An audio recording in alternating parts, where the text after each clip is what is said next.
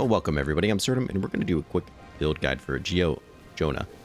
This is a series that I actually streamed, and it was a tremendous amount of fun. You can see I look great. Look at all my stuff. I just love how this character looks. And Geomancy is one of my absolute favorite magic builds. It's a late bloomer, but it's a lot of fun just to be able to pick up rocks and throw them across the screen and do whatever you want, and it's tremendous. You can have a lot of CC with it. But let's talk about the build and what I did and how I built it. 30 willpower. We want to jack that magic power up, bring the ability cost down, bring your cooldowns.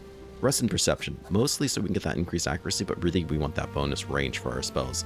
So having an extra 10 points in that really helps bring your range on all your spells an extra 2 tiles, which can make a huge difference. As you can see here, I don't do any weapon skills when I do my mage builds. I go pure mage, which makes the early game and middle game a little rough, but once you start getting a couple more spells, it's totally doable. And it makes the end game so much nicer in my opinion. You see here, my magic power is 222 with 30% miracle chance and almost 100% miracle potency. And if you think that's a lot, we didn't even pop our buffs yet. So here you can see it really skyrocketed it even more. At the same time bringing my miracle potency up even higher, backfire chances is negative 28, and now I can really start to hurt people. Just raising up a stone and putting it next to somebody is going to do 12 arcane damage with a 200% chance of knocking them back. I mean, that's pretty solid stuff. Not to mention all my other really amazing spells that will do even more damage. That's with an 18% pyro too. Or, I'm sorry, geo power. The other thing to really take note of here is your cooldowns. When I go with most of my mage builds, I like to try to bring my cooldown as low as it will go. So the energy cost for spells is down by 61%, which is tremendous, and the cooldown is capped at 25. So that's the lowest you can bring down your cooldown duration for any build, is a quarter of what it normally cools down. So I can cast these spells like Runic Borders. I can just cast them every turn. And there's not much they can do about it. That's one of the things that makes this late game build so powerful in my opinion, and really important to focus on. One of the reasons why you want to focus on getting willpower, and one of the reasons why you want to do things like get gear that does that. But it's important to be mindful, because as you start to reach in-game gear, you will start to find out that you are actually below this, but it's still capping out. So sometimes it's important to swap things out to just keep this at 20% or 25%, because having it at 20% is not going to do you any good.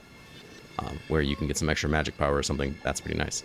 I have this Orient Staff, which I absolutely love. 10% magic power, 11% miracle potency, cooldown duration by 5%, spell cost by 10%. It's just a really, really nice staff.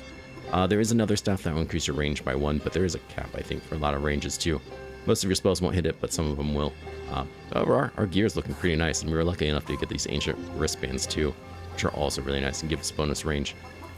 So this is pure power, pure glass cannon. If someone gets a hold of me, I'm probably in trouble, but it's going to be really hard for them to get a hold of me. Not only can I do things like earthquakes to cut off areas and make it harder for them to reach me, I can turn them to stone, I can do all kinds of stuff that just make Geomancy so much fun. If you're going to do Geomancy, I would highly recommend building it in this way. It's pure power, pure strength, putting people down. The only real tough issue I had with this is with the Brood Mother, or the Rock Eater Mother Queen, whatever it is. The Rock Eater Queen, that's what she's called. Just because she keeps spawning. She's kind of anti-range, anti-mage, in my opinion, as a boss. And it was really tough. There was times I had to literally kind of corner myself, let myself heal up and recorner myself, and I had literally put up stones as a tiny barrier so they couldn't reach me, and then pop out and throw one, and then pop up another one to hide behind again, until I could wither her down. But other than that, no one really stood against me in the slightest. Like I said, no weapon skills. I like to go pure mage. So Magic Mastery is looking pretty filled out.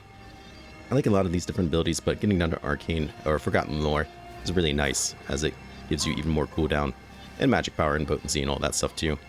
And then in terms for Geomancy, we just went all in. Really kind of lived it up as best we could. We do a little bit of athletics so we can dash out of things if we need to, and a bit of survivability just in case we get hit and we really need stuff. But other than that, it's a pretty simple, straightforward build. Just a little rough, especially with Geomancy getting there. But all in all, would I recommend this? Yeah.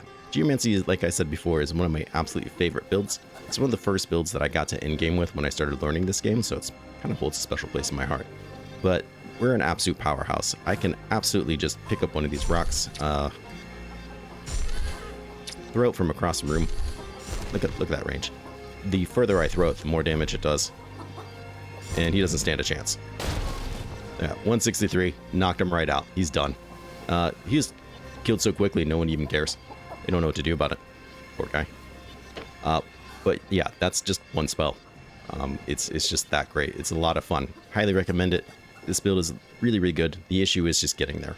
And that's kind of the way with a lot of glass cannon builds that I do. It's going to be early game rough, especially with no weapon skills. Mid game can be a little bit rough, but usually around 10-15 levels with my mage builds, they really start to take off and skyrocket, and from there they just get stronger and stronger and stronger. So if you've ever thought about doing Geomancy, like I said before, I'd highly recommend it. Build it in this way. You can clear out camps really easily. If somebody gets close to you, you can CC them really, really well with the different spells that you have. It's a lot of fun. I think you should try it out. Please take care of yourself. Please stay safe. I hope you enjoyed this, and I'll see you again soon. Bye-bye.